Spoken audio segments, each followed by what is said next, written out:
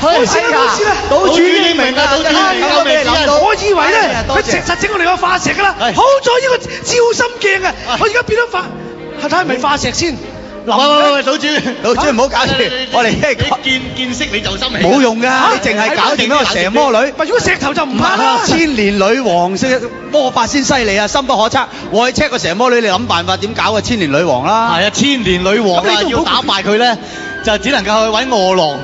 咁啊，但係咧就要餓狼咧就要攞到太陽神劍。嗰太陽神劍喺邊度啊？但係太陽神劍就喺太陽之子。係你講咁耐，咪即係揾太陽之子咯。簡單啲講就咁。點樣去揾太陽之子啊？要諗下啦。你諗下啦。你諗成2-3秒都諗唔到，我諗3年都諗唔到啦，島主。估唔到誤打誤撞啊！俾呢個島主咧就破到蛇魔女嘅絕招。咁啊，但係咧要揾太陽之子咧，就真係唔係淨係講運氣嘅，仲要講嗰12位公主嘅智慧。睇下邊一位公主最有智慧咧，可以請得到太陽之子出嚟嘅噃。咁所以一陣間咧，島主同埋2位副島主咧就決定用好多刁鑽嘅問題咧，去考下12位公主，睇下邊一位咧可以去揾太陽之子嘅。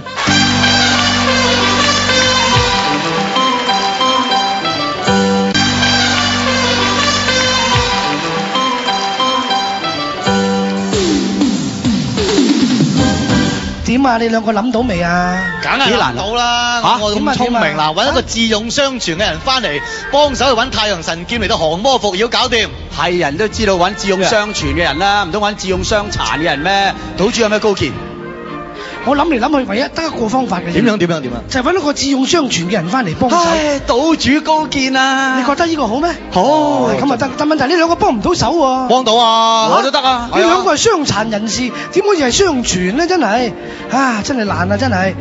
不過唔怕島主，點啊？你仲有12個公主啊嘛，喺佢裏邊選個智勇雙全嘅出嚟咪得咯。都好，考下佢哋嚇。咁啊，不如咧，我哋咧玩一個遊戲方式，將12個咧分成3組，好，4個人問一種問題。好啊，首先請4個出嚟先。咁就問一組嘅問題，即係同樣玩法。第一種遊戲嘅方法咧，就因我哋有沓卡，卡裏邊有2個字，咁啊，然後咧就佢一定要作一句嘢咧，將佢成為後邊